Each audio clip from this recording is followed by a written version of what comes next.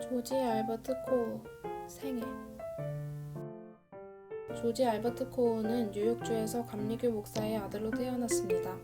고대 신앙이었던 그는 극적인 회심의 체험이 없이 성장하였습니다.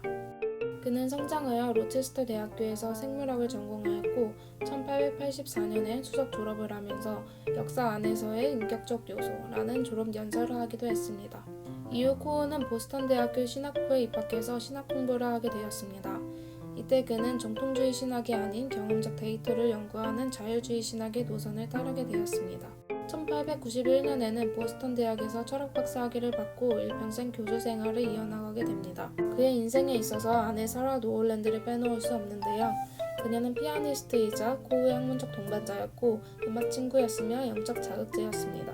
후에 그는 노스웨스턴 대학교의 종교철학 교수로 있다가 1909년에 뉴욕 유니온 신학교 실천신학 주임교수로 옮겼고 그곳에서 종교교육 운동을 주도하기도 하였습니다. 1922년에는 유니온 신학교 교수직을 사퇴하고 콜롬비아 대학교 사범대학 교수로 재직하다가 1927년 교수직에서 완전히 은퇴했습니다.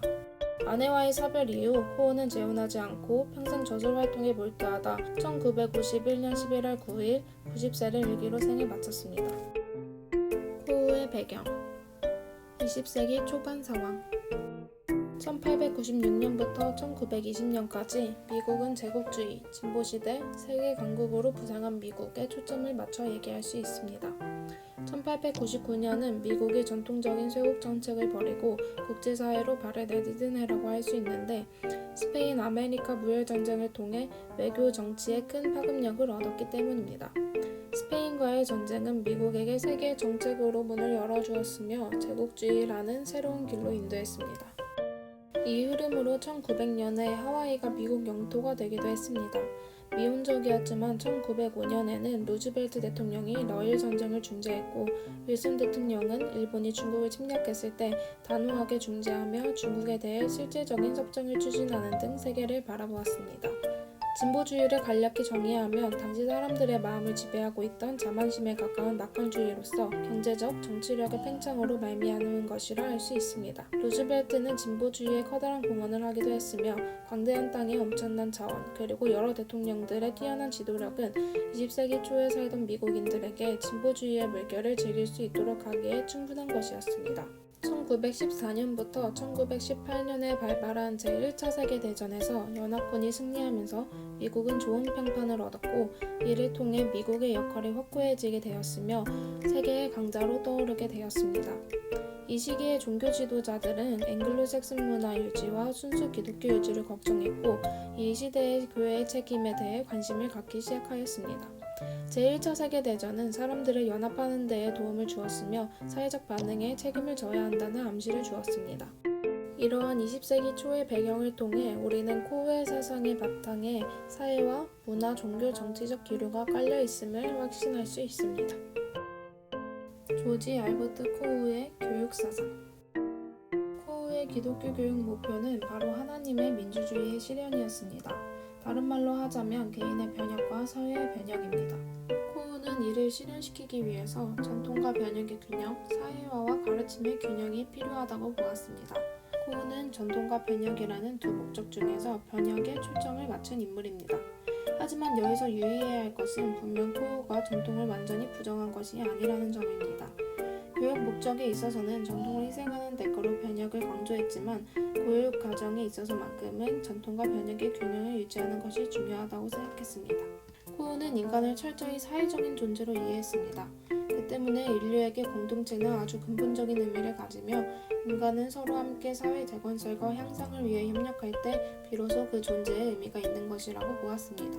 이러한 맥락에서 코우는 인간의 사회 속 경험을 통한 성장을 매우 중요하게 생각했으며 교육의 과정에서 또한 중심적인 부분으로 인식하였습니다. 그로 인해 코우의 교육에서 경험으로서의 사회화는 매우 핵심적인 의미를 갖게 됩니다. 또한 코우는 사회화뿐만 아니라 가르침 또한 아주 필수적인 요소라고 보았습니다. 가르침이란 의도적인 것으로 코우가 말하는 의도적 가르침은 원하는 교육적 목표를 위하여 사회화의 과정에 개입하는 것을 의미합니다. 단순히 비판적 검증 없이 받아들이기만 하는 것이 아니라 창조적 탐구와 자기 비판을 통한 과학적 방법의 교육이 병행될 때 비로소 사회의 재건설, 하나님의 민주주의가 실현될 수 있다고 본 것입니다. 이와 같은 의도적 가르침을 통해 코우는 학생의 지성적 의지를 개발하고자 하였습니다. 여기서 지성적 의지의 개발이란 곧 학생의 의지를 변혁적인 목적을 가진 신앙으로 향하도록 바꾸는 작업을 말합니다. 코우는 이러한 지성적 의지 개발을 통해 학생이 하나님의 민주주의를 향한 성숙하고 효율적인 헌신을 하게 될 것이라고 생각했습니다.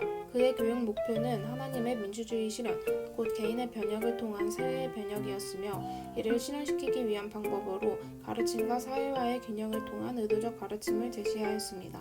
의도적 가르침을 통해 코우는 1차적으로 학생의 지성적 의지의 개발을 꾀하였으며 2차적으로는 그것이 현실적이고 구체적인 행동으로 발현될 것을 기대했습니다.